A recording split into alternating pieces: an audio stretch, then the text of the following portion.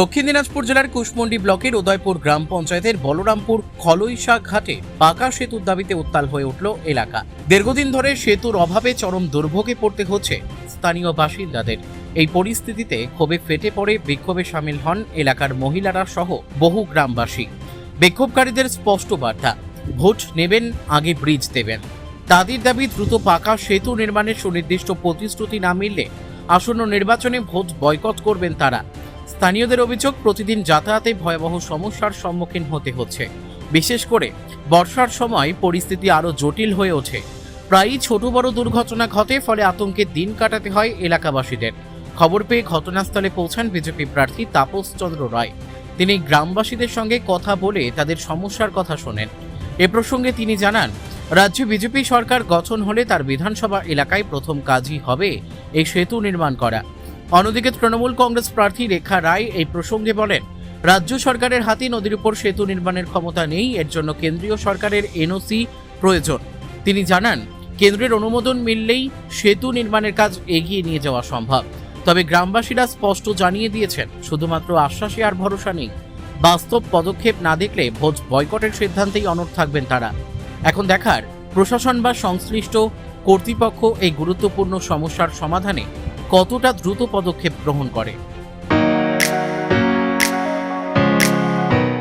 রায়গঞ্জের নিশীথ সরণিতেই মিলছে ফ্যাশনের সেরা কালেকশন। রায়গঞ্জবাসীর জন্য একদম পকেট ফ্রেন্ডলি দামে এখন ট্রেন্ডি পোশাক থেকে শুরু করে এথনিক কালেকশন সব একসাথে।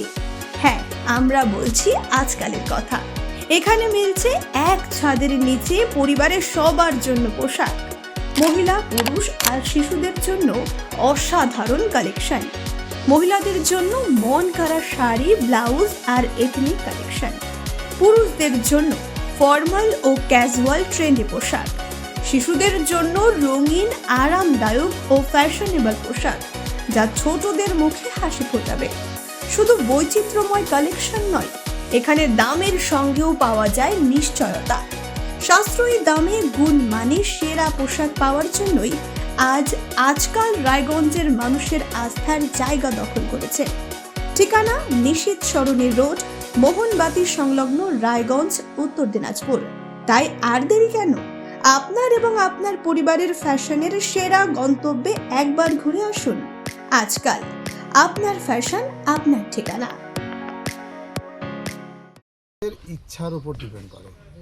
মাথায় রাখতে হবে, ল্যান্ড সেন্ট্রালের হাতে নয়, রাজ্যের হাতে রয়েছে। সে ব্রিজের সেই রাস্তা হোক বা এমনি নর্মালি রাস্তা হোক, সেন্ট্রাল তখনই কাজ করতে পারবে যতক্ষণ না রাজ্য দিতে পারবে। আপনারা সবাই জানেন, কুশমন্ডির ওপর দিয়ে যে রেল লাইনটি সেন্ট্রালের কাজ, এটা রাজ্যের কাজ না। কিন্তু ল্যান্ডটা তো চয়ন করে দিতে হবে রাজ্যকে। একই রকমভাবে আমাদের গাজল থেকে যে হিলিজের রাস্তাটি প্রায় 97 কিলোমিটার, প্রায় 214 কোটি টাকার একটা স্যাংশন করেছিল সেন্ট্রাল। কিন্তু ল্যান্ডটা যেহেতু রাজ্য দিচ্ছে না, সেন্ট্রাল করতে পারছে না। তো সেন্ট্রালের অবশ্যই মানুষের আশীর্বাদে কাজ করার মানসিকতা রয়েছে, কিন্তু রাজ্যকে সেটা আইডেন্টিফাই করে দিতে হবে কোনটা কাজ করবে, কোনটা কাজ করবে না। এটুকুই বলতে পারি। হচ্ছে ব্রিজ রাজ্য সরকারের, নদীগুলো কার আন্ডারে থাকে সেটা একটু ভালো করে তাকে কেন্দ্র গিয়ে তাদের হচ্ছে নরেন্দ্র মোদীর সঙ্গে ভালো করে একটু মানে বসতে বলবেন যে নদীগুলো সব কেন্দ্র সরকারের আওতায় থাকে। হ্যাঁ, রাজ্য সরকারে যখন টাকা তারা দেয় তখন কাজ করতে পারে, নাহলে কাজ করতে পারে না। তাছাড়া নদী ভাঙনের যে সবসময় সমস্যাগুলো আমাদের সরকার ওই জন্য করতে পারে না, কারণ তারা এনওসি অনেক সময় দেয় না। কুশমন্ডি থেকে দিলদার আলীর রিপোর্ট, পুলিক নিউজ।